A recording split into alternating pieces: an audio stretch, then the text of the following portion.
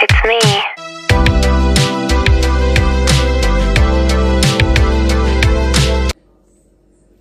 Hi guys, this is Kate Dimson. For today's vlog ay magluluto ako ng tinulang baboy. O saan kayo pinag?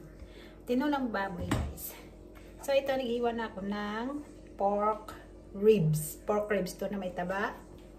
At saka lalagyan ko siya ng pechay. Ano to yung tawag? Butchoy. Butchoy dito yung tawag niya.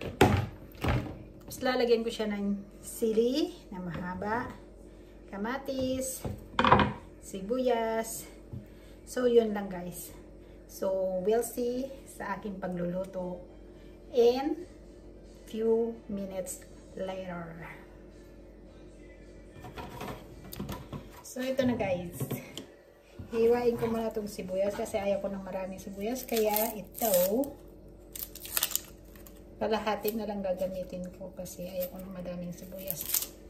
Tsaka konti lang naman ang lulutuin ko kasi ako lang naman mag-isa ang kakain. So, ganyan lang ako maghihiwa. And then ito, nahugasan ko na yung sibuyas. So, yun lang siya. At ito, buo lang to. So, nahiwa ko na yung mga to. So, we'll see you again later after. So, yun na siya guys. Kumulo na siya. So, ilalagay ko na tong aking baboy. Aking baboy. May dumi. Saglit. Ano yun? Ilalagay ko na yung aking baboy. Konti lang naman kasi ako lang naman mag-isa yung kakain. And then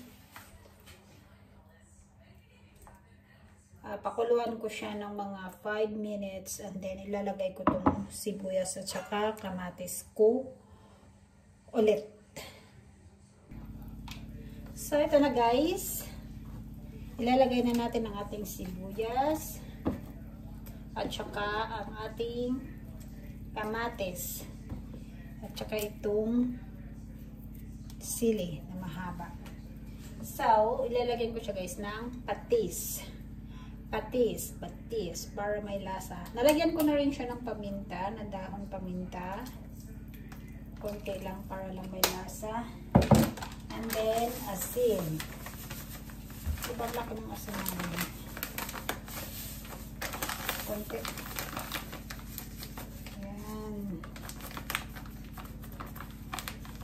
Bit ng butas. Kansahin lang muna natin, baka mafait ba, mafait. So, yun na siya. Yan. So, hintayin ulit nating lumambot lahat. Actually, yung ano ko, yung baboy na to is ano, maganda yung quality ng baboy dito.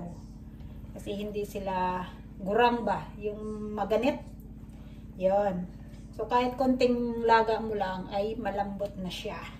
So, hintayin na lang nating lumambot pa ang baboy. Tsaka, ilalagay natin itong pechay.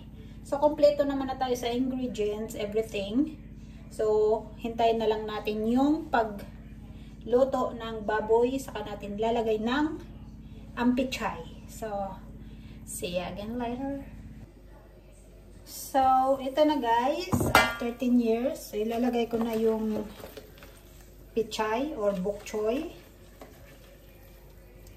Unahin natin tong fry kasi medyo matigas to kaysa sa dahon. So, takpan muna natin siya kasi hindi yung isasabay ko siya ng lagay kasi ito medyo matigas pa to eh. So, yun again. We wait for 5 years. 5 years lang. And then, we put the leaves. So, after 5 years, guys, ito na. Nilalagay ko na yung dahon. Ayan. Mukhang tinula na siya, guys. Ayan. Tsaka, ilalagay ko itong spring onion. Sa taas lang siya.